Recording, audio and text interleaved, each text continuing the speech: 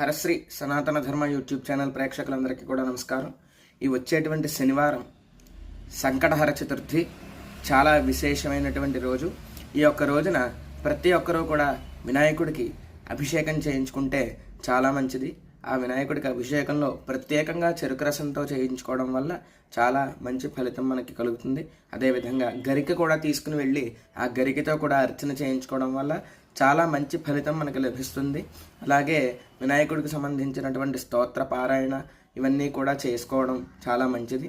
ఈ మార్గశిర మాసంలో వచ్చేటువంటి సంకటహర చతుర్థి రోజున ప్రతి ఒక్కరూ కూడా కనీసం అభిషేకం కాకపోయినా దర్శనమైనా కూడా చేసుకోవడం వల్ల మంచి ఫలితం మనకు కలుగుతుంది. అదేవిధంగా ఈ యానం కేంద్రపాలిత ప్రాంతం ఏదైతే ఉందో ఆ యానంలో ఉన్నటువంటి పిల్లారాయుడు గుడి ఎంతో విశిష్టమైనటువంటి గుడి. ఆ గుడిని వీలైన ప్రతి ఒక్కరూ కూడా ఆ రోజున దర్శనం చేసుకోండి. సర్వే జనాః